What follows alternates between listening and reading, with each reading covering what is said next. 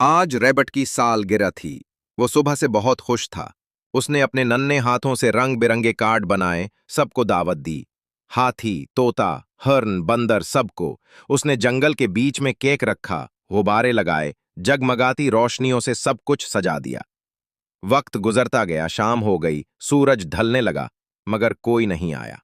Rabbit बार बार रास्ते की तरफ देखता, हर पत्ते की सरसराहट पर चौंकता, पर हर बार मायूस होता।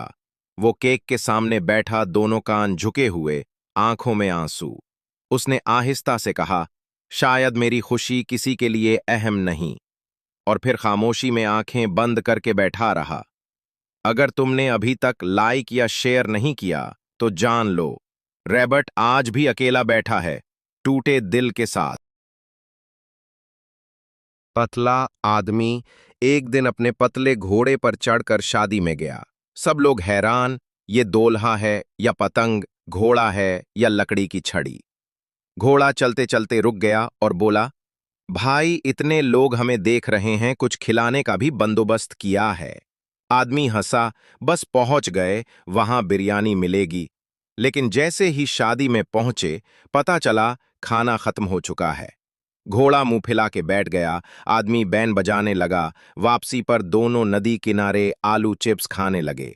और फिर आदमी आहिस्ता आहिस्ता रोने लगा, क्योंकि किसी ने लाइक, शेयर या सब्सक्राइब नहीं किया था। एक खूबसूरत गांव था जिसका नाम था रेनबो हिल, जहां तीन बेहतरीन दोस्त मिरल, पश्मीना और निदा हर रोज हंसी खुशी खेलती थी।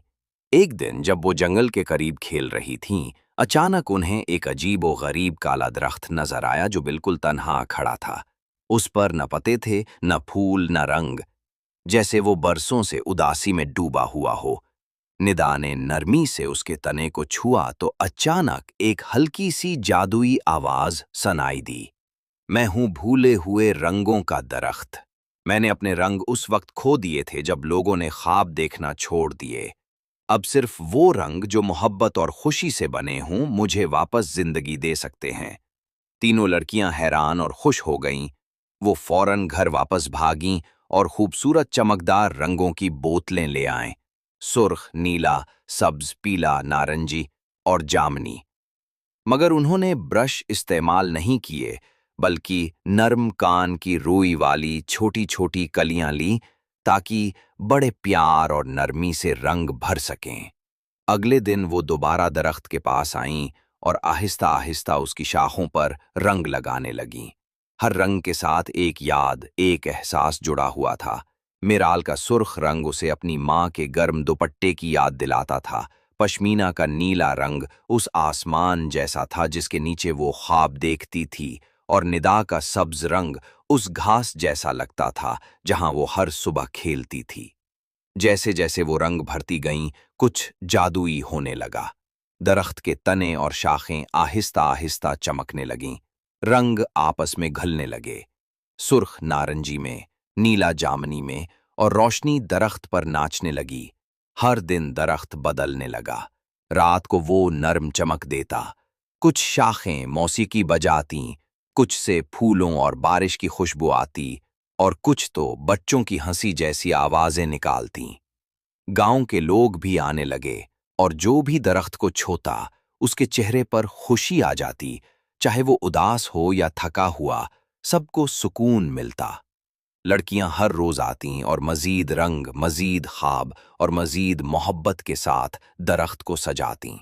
फिर एक शाम, सूरज के गुरूब होते वक्त, दरख्त ने फिर आहिस्ता से सरगोशी की। एक जमाने की बात है। एक लड़का था जिसका नाम था सुल्तान, मगर काम से ऐसा सुस्त था कि गांव वाले प्यार से उसे सलोती कहकर बुलाते थे। वो हमेशा उदास रहता, जैसे मोबाइल का बैलेंस खत्म हो और वाईफाई भी ना हो।